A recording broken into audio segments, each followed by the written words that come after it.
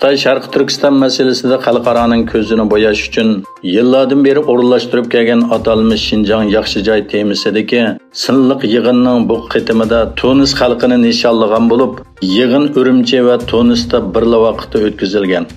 Xitoy tashviqot organi Tangirtog' to'rining xabarida qayd qilinishicha, oldingi hafta o'tkazilgan mazkur silliq yig'inni Sharq Turkistondagi Xitoy doiralari bilan Xitoyning Tunisdagi bosh elchixonasi birlikda uyushtirgan.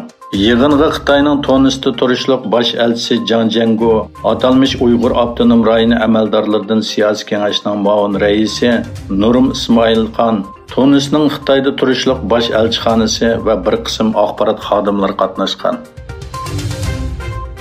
Tayland saqchi doiralari 14-iyul payshanba kuni Taylanddagi turmada 10 yilga yaqin vaqtdan beri tutib turilayotgan Uyg'ur tutqunlaridan 3 nafarining qochib ketganligini e'lon qilgan.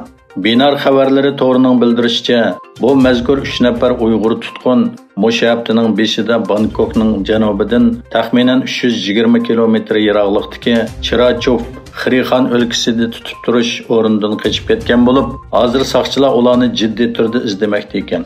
Turmadan qaçqan yuqorqi 3 nafar Uyg'ur tutqun 2013-yil 2014-yillar orasida Xitoydan qochib chiqib, Malayziya orqali Turkiya qatorliq bexatar davlatlarga qochish orzusi bilan Tayland chegarasidan qonunsiz kirganda qo'lga olingan ekan. Navbat Taylanddagi har qaysi turma va tutib turish o'rinlarida 52 dan 56 gacha Uyg'urlarning tutib turilayotganligi mo'ljallanmoqda. İtaliya Baş Ministri Mario Draghi hokimiyat beshidagi ittifoqdoshi bilan bo'lgan krizisdan keyin bosh ministerlik vazifasidan istiqbo beradiganligini e'lon qildi.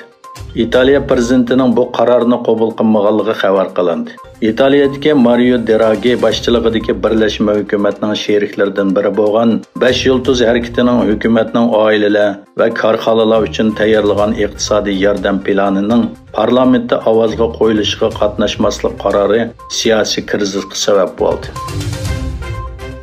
Amerikaning sobiq prezidenti Donald Trump New York jurnalining ziyoratini qabul qilganda 2024-yildagi prezident saylamiga baho berdi. U o'zining prezident saylamiga yana bir qatim kirganda g'alaba qiladiganligi ishonganligini bildirib, "Men bu masalaga qarata qaror chiqardim.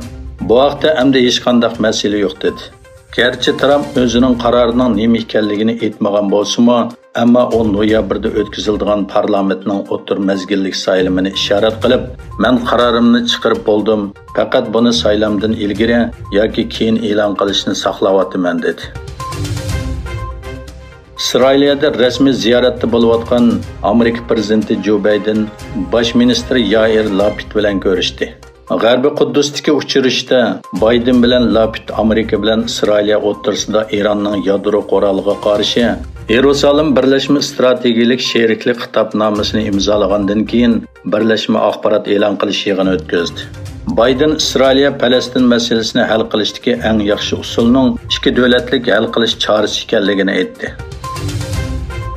Yaponiya Baş Ministri Kishida Fumio sobiq Baş Ministri Shinzo Abening o'limida saqchilarni aybladi. Kishida 8-iyundagi saylam safarbarlik faoliyati jarayonida ochiq maydonda nutq so'zlagan Abening qaslab o'ldirilishida bexatarlik tadbirlarining yetarli emasligini aytdi.